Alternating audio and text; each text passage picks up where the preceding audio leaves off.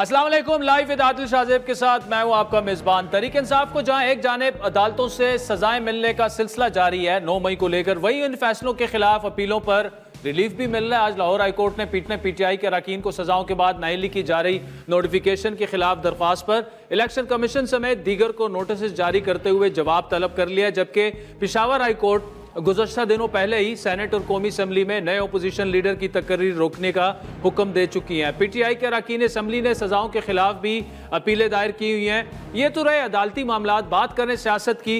हुकूमत की जानिब से पीटीआई को मुसलसल मुज़ाकरात की दावत दी जा रही है, जिसके लिए स्पीकर कौमी असम्बली ने सालिस का किरदार अदा करने की यकीन दहानी कराई कल के सेशन में, लेकिन पीटीआई की जानिब से अब तक कोई मज़बूत और वाज़ेह जवाब नहीं दिया गया। पीटीआई के अंदरूनी ज़राए के मुताबिक पार्टी के अंदर हुकूमत से मुज़ाकरात शुरू करने की एक राय मौजूद है। एक बड़ा ग्रुप हुकूमत से बराह रास्त मुज़ाकरात का हामी है। ज़राए का यह भी कहना है कि मुज़ाकरात के हामी ग्रुप को उम्मीद है कि उनके सीनियर रहनुमा शाद महमूद कुरैशी इसमें अहम किरदार अदा कर सकते हैं, जो अनकरीब शायद रिहा भी हो जाएं।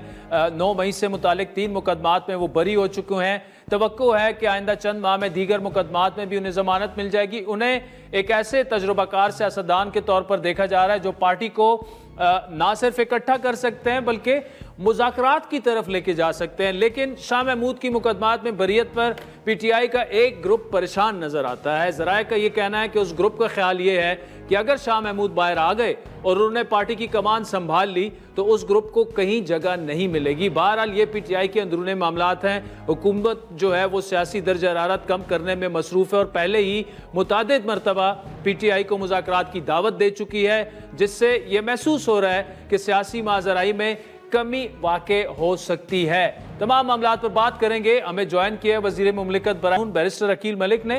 प्रोग्राम के अगले हिस्से में साबिक वज़ीर इत्तलात फवाद चौधरी हमें ज्वाइन करेंगे।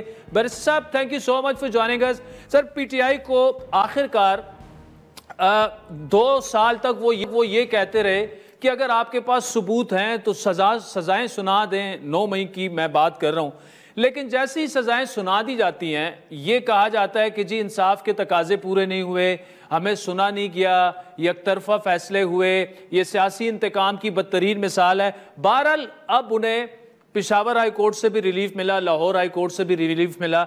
यानी जहां सजाएं होती हैं वो सियासी इंतकाम होता है, लेकिन जहां रिलीफ मिल जाता है फिर वो इंसाफ होता है। बिस्मिल्लाहिर्रहमानिर्रहीम। आदिल साहब, बहुत बहुत शुक्रिया। बिल्कुल आपने दुरुस्त फरमाया। असल में ये पीटीआई की पुरानी आदत है और पुरानी रवायत है कि जहां उनके हक़ में फ़ैसला आए तो वो बड़ी तारीफ़ों के पुल बांध देते हैं अदालतों के, और जब फ़ैसला आइन और कानून के मुताबिक आता है और उनके ख़िलाफ़ आता है और उनको वो फ़ैसला पसंद नहीं आता तो वो क्या कुछ नहीं कहते। अब यही देख लें कि हमने रोज़े अव्वल से इनसे यही कहा था कि आप अदालतों का रुख करें, अदालतों में आपको रिलीफ मिलेगा। आप हुकूमत से क्या रिलीफ मांगना चाहते हैं या इस्टेब्लिशमेंट से किस किस्म का रिलीफ मांगना चाहते हैं। हाँ, सियासी मामलात पे जो बातचीत करनी है, जो गुफ्तगू शनीद होनी है, कुछ सियासी इशूज़ हैं, वो हमारे साथ बैठ के आप हल करें। हम बिल्कुल मुतअद्दिद बार हमने वो दावत दी, वज़ीर आज़म से लेके हर वज़ीर ने वो दावत दी, और ये भी जो आपने अपने इब्तदाइये में जो बात की, ये राय भी काफ़ी बड़ी तादाद में पाई जाती है पीटीआई के अंदर। एंड आई थिंक एक दोबारा देखा गया है इस तमाम तर चीज़ को कि जो आइन और कानून के मुताबिक सज़ाएँ हुई हैं 9 मई के हवाले से, और जो डिसक्वालिफिकेशंस हुई उसके बाद जो सिटिंग मेंबर्स थे, उसके बाद से ये एक राय बिल्कुल ज़रूर पाई जाती है। और मैं आपके इस प्रोग्राम के तवस्सुत से ये बिल्कुल ज़रूर बताना चाहूँगा कि कई जो अपोजिशन बेंचेस पे बैठे मेंबरान हैं वो गाए बगाए ऑफ द रिकॉर्ड जो है हमारे से हुकूमती अरकान से या हुकूमती बेंचेस पे बैठे जो लोग हैं, पिछले कुछ दिनों में इसमें खासी तेज़ी आई है और वो चाह रहे हैं कि पर्सन टू पर्सन जो है हुकूमती अरकान को वो टच करें और जो मुज़ाकरात का मामला है उसको आगे बढ़ाया जाए। मैं आपसे कोई नाम शेयर नहीं करूँगा, लेकिन अपोजिशन बेंचेस पे बैठे कई ऐसे अरकान हैं जिन्होंने मेरे से भी रब्ता किया और दीगर जो हमारी पार्टी के, हमारी हुकूमत के अरकान हैं उनसे भी गाए बगाए उन्होंने रब्ता किया, और वो कन्विंस करना चाह रहे हैं कि किसी न किसी तरह मुज़ाकरात का जो अधूरा एक सफ़र रह गया था उसको दोबारा जो है उसकी शुरुआत की जाए। तो बैरिस्टर साहब, जो हमारी खबर थी आप उसको एंडोर्स कर रहे हैं कि पीटीआई के अंदर जो अराकीन हैं, खुसूसन 9 मई के बाद जो जिस तेज़ी से सजाएं दी जा रही हैं, वो चाहते हैं कि मुज़ाकरात का सिलसिला जो मुनक़ते हुआ था हुकूमत के साथ वो दोबारा से बहाल किया जाए। लेकिन इसमें सवाल ये पैदा होता है कि जो बाज़ इन फैसलों पर तनकीद करने वाले लोग हैं या एनालिस्ट हैं या इवन पीटीआई के अंदर जो लोग हैं, वो ये भी कहते हैं कि जिन लोगों ने प्रेस कॉन्फ्रेंसेस कर दी उन्हें तो छोड़ दिया गया, जिन्होंने नहीं की तो उन्हें जनाब 9 मई में सजाएं मिल रही हैं। तो इसका आप ज़रूर जवाब दीजिएगा कि ऑब्वियसली अदलिया तो आज़ाद है, अदलिया आपके मातहत नहीं है। अगर सजाएं हो रही हैं तो अदलिया से हो रही हैं, रिलीफ मिल रहा है तो उधर वहाँ से मिल रहा है। लेकिन इस एतराज़ का क्या जवाब दिया जाए कि जो लोग 9 मई में मुलविस भी थे उन्होंने प्रेस कॉन्फ्रेंस की, उनको कुछ नहीं कहा गया? देखिए, उसकी लिविंग एग्जांपल मैं पहले भी मुतअद्दिद दफ़ा इसका जिक्र कर चुका हूँ और आपने अपने इब्तदाइये में जब जिक्र किया कि शो के अगले हिस्से में साबका वफाकी वज़ीर इत्तलात फवाद चौधरी साहब होंगे, वो भी आज दिन तक अपने केसेस जो हैं वो भुगत रहे हैं और कोई ऐसी बात नहीं है। उनके भी ऊपर यही इल्ज़ाम आता है कि उन्होंने प्रेस कॉन्फ्रेंस की और शायद उनको जो है कोई खुली छूट मिली, ऐसा नहीं है। जिन लोगों की खिलाफ वीकर एविडेंस था, जिन लोगों का प्रोसिक्यूशन ने जब एविडेंस को असेस किया, एनालाइज़ किया और देखा कि यहाँ पे ऑलरेडी जिन लोगों को अरेस्ट किया गया था इनिशियली और फिर उसके बाद उनका इतना कन्विंसिंग या बियॉन्ड रीजनेबल डाउट जो है उनकी कन्विक्शन पॉसिबल नहीं हो सकती, तो उन लोगों को छोड़ दिया गया, उनको एफआईआरों से फिर निकाल दिया गया। ये कोई रिक्वायरमेंट नहीं रखी गई किसी के लिए कि कोई प्रेस कॉन्फ्रेंस करेगा तो उसको छोड़ा जाएगा और कोई नहीं करेगा तो उसको नहीं छोड़ा जाएगा। सिर्फ आइन और कानून के मुताबिक जो एक एविडेंशरी वैल्यू है, जो मवाद या जो सबूत उनके ख़िलाफ़ हैं या उनका क्या रोल रहा है या क्या किरदार रहा है और क्या उनकी इन्वॉल्वमेंट रही है 9 मई के अफसोसनाक वाक़यात में, तो उस हवाले से देखा गया। और ये काम हमारा नहीं है, हुकूमत का नहीं है, ये काम जो मुतल्लिका प्रोसिक्यूशन डिपार्टमेंट्स हैं उनका काम है। वो चालान के साथ एग्री करें ना करें, वो चालान के कौन से खाने में रखें, मुल्ज़मान के खाने में रखें या उस दूसरे खाने में रखें जिस खाने से जो है आप बरी कर देते हैं। तो ये काम जो है तमामतर मामला ये तो इस्तिगासा ने देखना होता है और इस्तिगासा ने कई ऐसे केसेस हैं उसमें देखा कि ऐसे सबूत या ऐसे शवाहिद मौजूद नहीं हैं या ट्रायल स्टेज पे उनकी कन्विक्शन पॉसिबल नहीं होगी इन सबूतों को पेश करने के बाद, जो कि वीकर एविडेंस होगा, तो फिर ज़ाहिरी बात है उनको उन केसेस से निकाल दिया गया।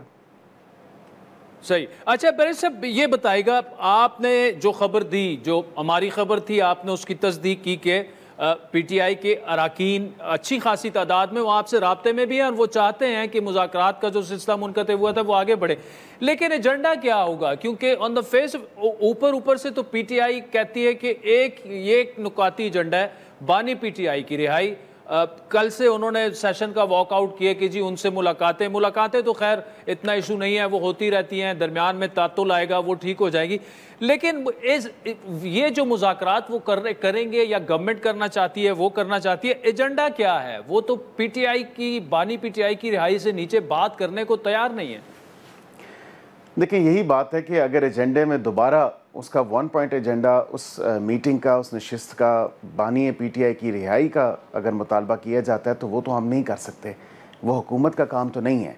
हाँ, सदर पाकिस्तान के पास ये इख्तियार ज़रूर है कि उनके जो मुकदमात में या जिन केसेस में उनको सज़ा हुई है वो माफ़ी की अपील वहाँ पे कर दें।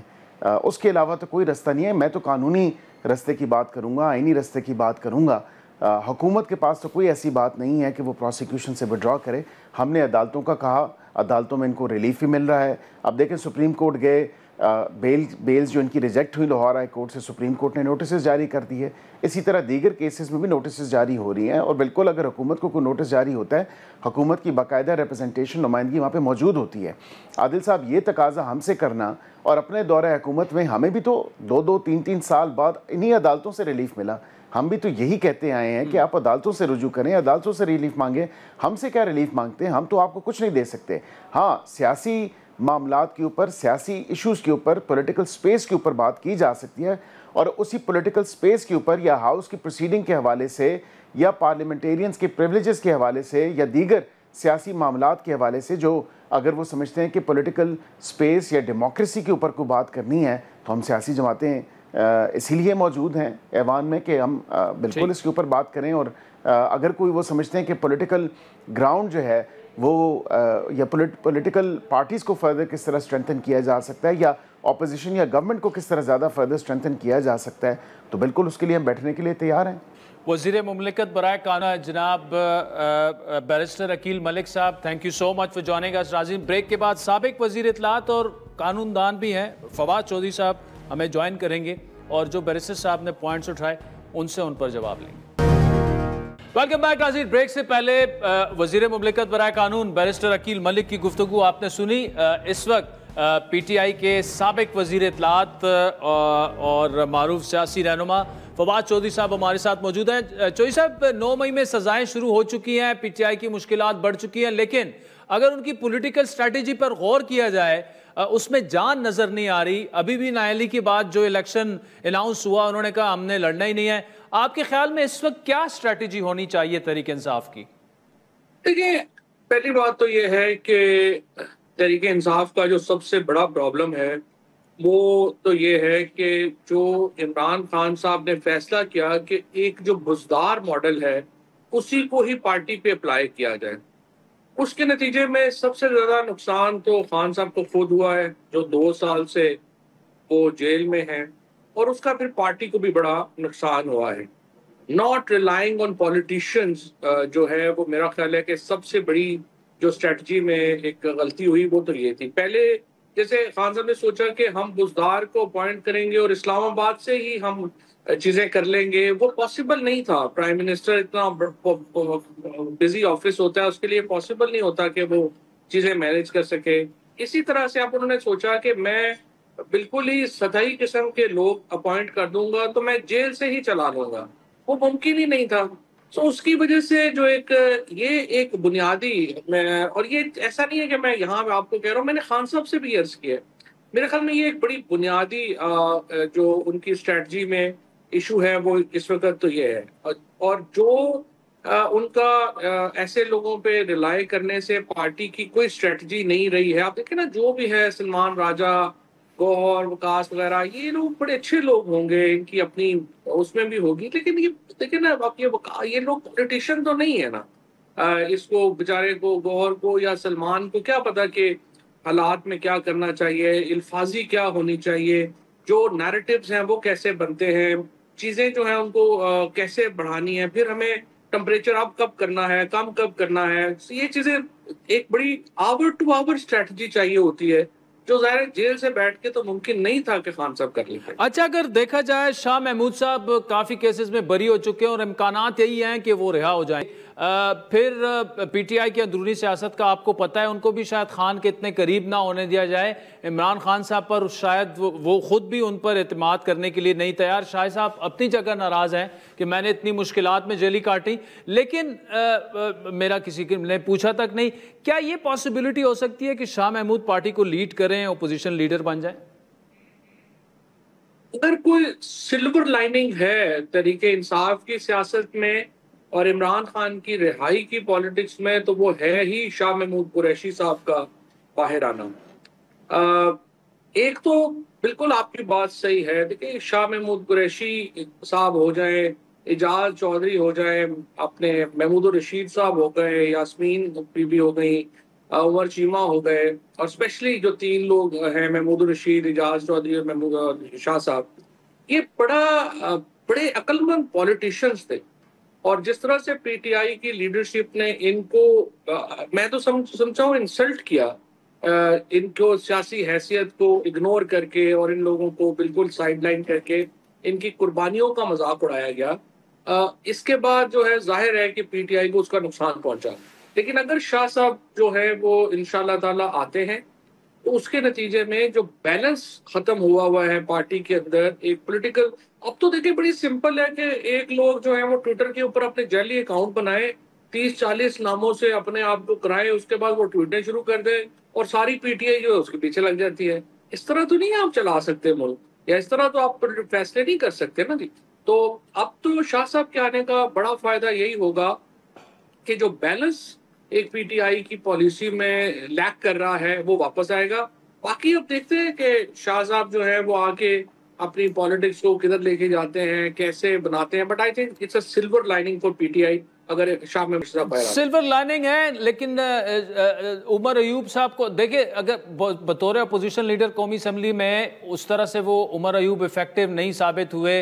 अभी तो खैर उन्हें हटा दिया गया, स्टे ले लिया गया। दूसरी तरफ शिबली फराज को देख लें, सेनेट में बतौर अपोजिशन लीडर क्या किरदार रहा। तो इसी वजह से, और फिर अगर शाह महमूद को ऊपर आने नहीं दिया जाता, पीटीआई की मुश्किलात मजीद बढ़ेंगी। देखिए, मेरी नजर में सच्ची बात तो यह है कि शिबली फराज की तो सलाहियतों का पीटीआई में हर उस शख्स को जिसने कभी उनसे हाथ भी मिलाया है और हर उस सहाफी को जिसने कभी उनसे मिला, उनको पता ही है कि वो कितने बासलाहियत आदमी है और उसको ये जिम्मेदारी देना कितना बड़ा मजाक है।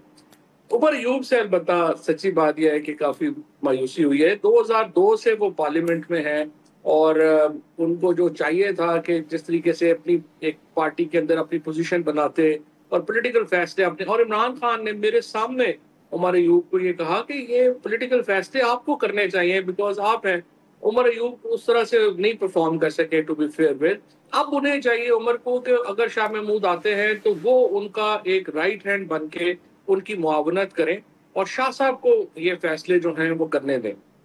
और शाह महमूद कुरैशी जो हैं वो कम से कम देखिए उनके ताल्लुकात हैं, वो बात कर सकते हैं। और वाहिद मेरी नजर में एक ही पॉइंट है जिसके ऊपर शाह साहब की भी पॉलिटिक्स होगी और जो पीटीआई की है, वो ये है कि आप इमरान खान को जेल से बाहर लाएं। This one point agenda should be PTI का फॉरमोस्ट। फवाद चौधरी साहब, आप हमारे साथ मौजूद रहेगा। नाज़रीन, ब्रेक के बाद साबिक वज़ीर इत्तलात से गुफ्तगू जारी रखते हैं। वेलकम बैक नाज़रीन। साबिक वज़ीर इत्तलात और पीटीआई के साबिक रहनुमा फवाद चौधरी साहब हमारे साथ मौजूद हैं। पीटीआई की जो सियासत रही है, और ये कल कायरा साहब ने हमारे प्रोग्राम में कमेंट भी किया, पहले तो इंट्रा पार्टी उनकी अपनी लड़ाई है, हुकूमत से भी वो लड़ रहे हैं, इस्टेब्लिशमेंट से भी लड़ रहे हैं, ओपोजिशन से भी लड़ रहे हैं। यानी मौलाना साहब एक दिन जाके इत्तेहाद के मिन्नतें करते हैं, अगले दिन उनके खिलाफ जो है वो बयान दे देते हैं। बतौर अपोजिशन भी पीटीआई अपना किरदार तो अदा नहीं कर रही ना। वो तो देखिए ना, जब आपने लोग ऐसे लगा दिए जिनका कोई कद नहीं होगा तो उनको कोई कैसे मानेगा। सिर्फ लगा देने से तो नहीं ना अथॉरिटी जो है वो बन जाती। जब आप सलमान राजा को लगा दें और गौहर को लगा दें और समझें कि बाकी सारे लोग इन्हें फॉलो करेंगे, देखें वो बड़ा मुश्किल है, होगा नहीं ना। यही तो पाकिस्तान की जो पोलिटिकल पार्टीज हैं उनमें स्ट्रक्चरल जो इश्यूज हैं उनमें यही तो एक बड़ा मेजर इशू है कि आपका जो स्ट्रक्चर्स हैं वो मौजूद नहीं है, जिसकी वजह से प्रॉब्लम जो हैं वो आती हैं। अभी जो इस वक्त की सिचुएशन है उसमें अगर तो इमरान खान ने शाह महमूद कुरैशी साहब को एतमाद किया और उन्हें एक फ्री हैंड मिलता है, आई थिंक शाह साहब वो रिस्पेक्ट एंजॉय कर सकते हैं पार्टी में, जो बाकियों के पास उस तरह से नहीं है। बाकी तो ज़रा पार्टी में ही नए हैं। आप देखिए सलमान राजा को तो मैं ख्याल पार्टी ज्वाइन की 10 महीने हो गए, वो तो सारी उम्र नवाज शरीफ के वकील रहे और पैनामा केस के बाद हर जगह वो राजा साहब तो नवाज शरीफ के वकील थे। इसी तरह से गौहर पीपल्स पार्टी में थे, वो तो भी यहाँ आए। तो ये तो जाहिर लीडरशिप पीटीआई की तो नहीं है ना, ये तो एक हादसे में आ गई। शाह साहब के पास ये चांस जरूर है कि वो पुरानी जो पीटीआई है उसको इकट्ठा भी कर सकते हैं। वो इमरान खान अगर उन पर एतमाद करे तो फिर वो हुकूमत के साथ, मौलाना फजल रहमान के साथ, बाकियों के साथ बातचीत भी कर सकते। अच्छा, पीटीआई के 14-15 पार्लियामेंटेरियंस डिस्क्वालीफाई हो चुके हैं और जो ट्रेंड नजर आ रहा है शायद 2 दर्जन तक ये मामला पहुंच जाए, लेकिन ऑलरेडी उन्होंने ऐलान कर दिया कि हमने इलेक्शन नहीं लड़ना। कैसी स्ट्रेटजी है ये आपके ख्याल में? और तो रास्ता ही नहीं है पीटीआई के पास।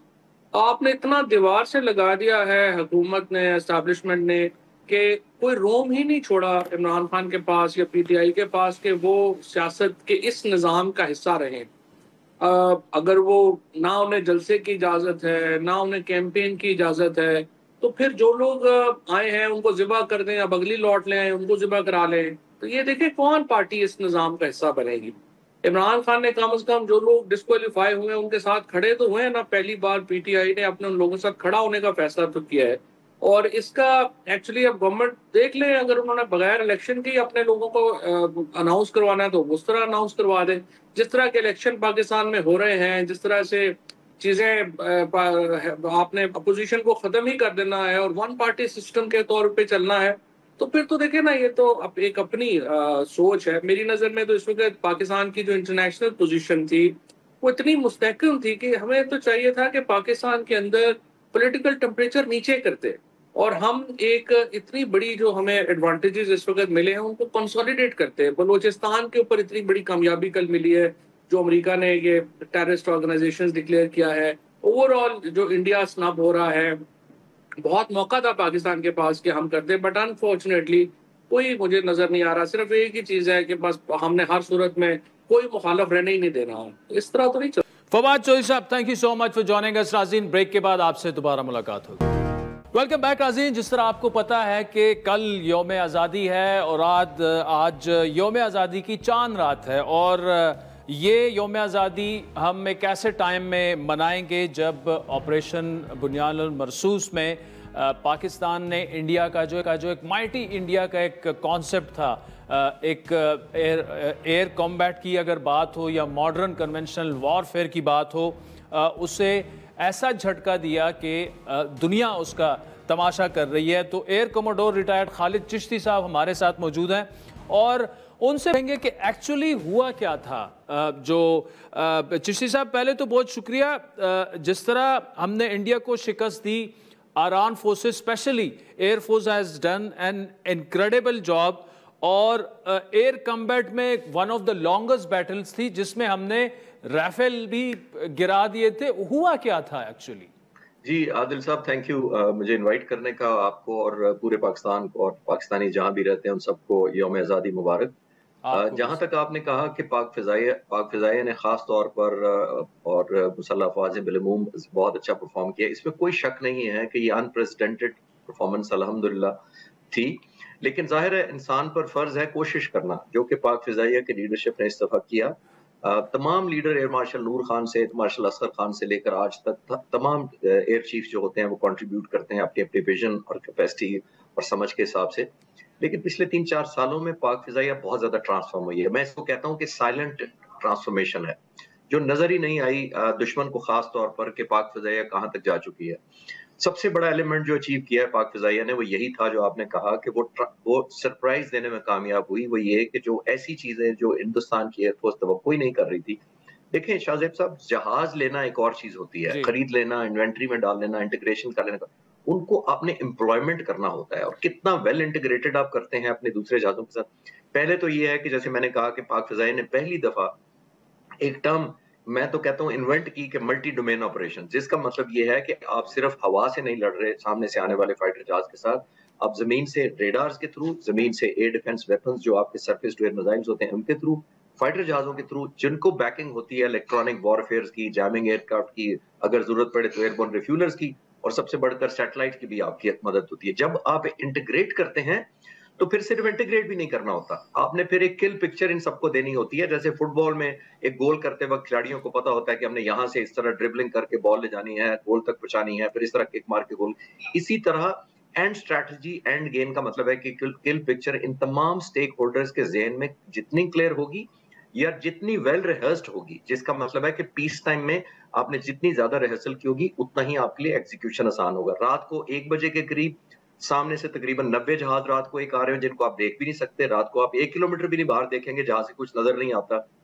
आपने तकरीबन 90 जहाजों को 200 किलोमीटर से लॉक किया हुआ है, 198 किलोमीटर पे आपने पहला दुश्मन का जहाज मारा है, और तमाम की तमाम किल्स जो हुई हैं वो 250 किलोमीटर से लेकर 200 किलोमीटर के दरमियान हुई है, जब आप दुश्मन को देख नहीं रहे। 1 घंटा जारी रही। ये हिंदुस्तान के एयर चीफ ने अभी परसों कहा कि हमने 300 kilometre surface to air missile करके ये एक रिकॉर्ड कायम किया है। हुजूर, सरफेस टू एयर मिसाइल करके आपने कोई कमाल नहीं करना, ये रशिया ने दिया था, आपने बटन दबाना है। कमाल हमारे पायलट्स ने किया है जिन्होंने स्किल 3 साल में डेवलप की, एंटी राफेल स्ट्रैटेजीज तैयार की, इंटीग्रेशन की, और फिर एक ऐसा वर्ल्ड रिकॉर्ड कायम किया कि आज से पहले तक हिंदुस्तान से ये जो शूटिंग हमने की है, इससे पहले तक जो रिकॉर्ड था वो अमेरिका के F-15C जहाज का था, गल्फ वॉर के दौरान, जब उन्होंने MiG-25 को 140 किलोमीटर से मारा था। अब आप मुझे बताइए, वो MiG-21 तो ना होने के बराबर उनकी एयरफोर्स थी, सारी जैम हो चुकी थी एयरफोर्स का, इराक की कोई जिक्र ही कोई नहीं था। जबकि आप इधर देखते हैं Hindustan air force 4th largest air force है, 1000 फाइटर जहाज है उनके पास। इसके बावजूद बड़ा इंटरेस्टिंग तफसीली आपका जवाब है। हम आम व्यूवर्स को अगर समझाना चाहें, ये जो पूरा किस्सा आप कर रहे हैं, तो उसकी मिसाल ऐसी है कि फुटबॉल गेम हो रही होती है, मुखालिफ टीम पर गोल हो जाता है, लेकिन उन्हें उस वक्त तक फुटबॉल नजर नहीं आ रहा। ये क्या किस्सा था? ये सब कुछ जैम होना, उनके रडार्स पर हमारे जहाज नहीं आ रहे, फिर राफेल गिराना, मतलब पहली दफा। How we made it possible?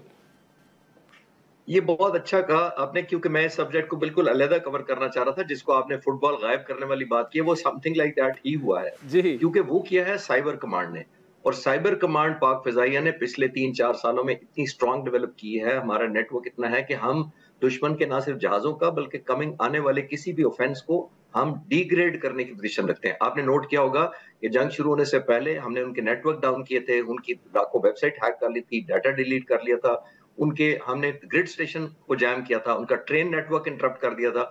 ये सब कुछ एक दिन में नहीं होता, आपने सालों डाटा इकट्ठा करना होता है, स्ट्रैटेजी करनी होती है। तब जाकर आपने नोट किया होगा कि 30 अप्रैल को भी और फिर 7 तारीख की भी जो रात को कॉम्बैट हुई थी, उनके पायलट्स की, उनके तमाम स्टेक होल्डर्स की एक सिचुएशन हमने डिग्रेड कर दी, जिसकी वजह से उनकी, जिसको कहते हैं ना कि कॉम्बैट अवेयरनेस आपकी कम हो जाए, चाहे वो जैमिंग करें, चाहे डाटा डिले करें, चाहे मिसलीडिंग इंफॉर्मेशन दें, रेडियो कॉल्स फेक दें।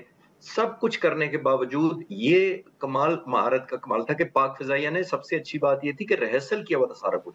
जैसे मैंने कहा कि अब वॉर नहीं रह गई, डॉग फाइट का जमाना नहीं है, हमें मालूम का कि उधर से भी जहाज आएगा, इधर से भी आएगा। रेसलिंग में इधर से भी जहाज जाएगा, एक रेसलर आएगा, उधर से भी रेसलर आएगा। ये एक तमाम की तमाम आपको वॉर ऑर्केस्ट्रेट करनी पड़ती है। That means it's like a music, rhythm में सबको वेल इंटीग्रेटेड, और नेट रिजल्ट आपका सबका एक होगा, तब आप जंग लड़ सकते हैं। अब वो अकेले डॉग फाइट करने का, अकेले लड़ने का कोई जमाना रह नहीं। अच्छा सर, फिर आपके लाइन से ही पिक करूंगा, रिदम और म्यूजिक का आपने जिक्र किया, उसमें भी कंपोजर भी होता है। एक जानिब डंडोरा पीटा गया कि कोई राफेल नहीं गिरा गया, लेकिन पेरिस में जो है वो डोल बजना शुरू हो गए कि राफेल गिरा दिए गए। फिर उसके बाद जो इंडिया के साथ हुआ, मतलब फ्रेंच ने तो यहाँ तक कह दिया कि आपको उड़ाना ही नहीं आता राफेल, इसको ग्राउंड कर दें। तो हमारी एयरफोर्स ने इंडियन एयरफोर्स को ट्रेनिंग में भी आउट स्मार्ट कर दिया। मैंने जंग के दिनों में कमेंट किया था, वो आपके साथ मेरी इस सब्जेक्ट पे बात शायद नहीं हुई, तो आपकी इजाजत से अगर रिपीटेशन ना हो तो मैं जिक्र कर देता हूँ। आज दुनिया में तकरीबन 300 राफेल दुनिया में उड़ रहे हैं, जिसमें से तकरीबन मेजॉरिटी फ्रांस की अपनी एयरफोर्स और नेवी में उड़ रहे हैं। बाकी मुल्कों में 70 के करीब दूसरे मुल्कों में उड़ रहे हैं, जिसमें इंडिया भी शामिल है 36 जहाजों के साथ। देखिए, मैं इसका रिसर्च की मैंने इसके ऊपर कि कितने आज तक राफेल जहाज तबाह हुए हैं। 2001 में ये जहाज इंडक्ट हुआ था सबसे पहले फ्रांस की नेवी में। उस वक्त से लेकर आज तक 9 जहाज क्रैश किए हैं, जिसमें से 2 जहाज जो थे वो आपस में टकरा गए थे एरोबैटिक्स करते हुए, दोनों पायलट जिंदा बच गए थे, निकल गए थे। 7 पायलट जो बाकी बचे उनमें से 6 जान से गए। अब मैंने जब कैलकुलेट किया तो मुझे लगा कि तकरीबन 24 सालों में 7 या 8 जहाज तबाह हुए हैं आज तक राफेल। एवरेज निकालें आदिल साहब तो तकरीबन 3 साल बाद एक राफेल, और हिंदुस्तानी हमारे दोस्तों ने 1 घंटे में 3 गिरवा दिए अपने। तो जाहिर है परेशानी ना उनकी एयरफोर्स के लिए पैदा हुई, बल्कि फ्रांस की जो कंपनी बनाने वाली है उनके लिए पैदा हुई। ग्लोबल मार्केट उनकी खराब हुई, और इधर है कि अल्हम्दुलिल्लाह J-10C की मार्केट चढ़ गई। I can confirm it you कि बहुत ज्यादा मुल्क इंटरेस्टेड हैं, और वो जाहिर है सॉर्ट फाइटर जहाज। Air commodore retired Khalid Chishti sahab, thank you so much for joining us. नाज़रीन, आज के प्रोग्राम पर फीडबैक जरूर दीजिएगा। ट्विटर हैंडल है @आदिल शाहज़ेब। इजाजत दीजिए, खुदा हाफिज।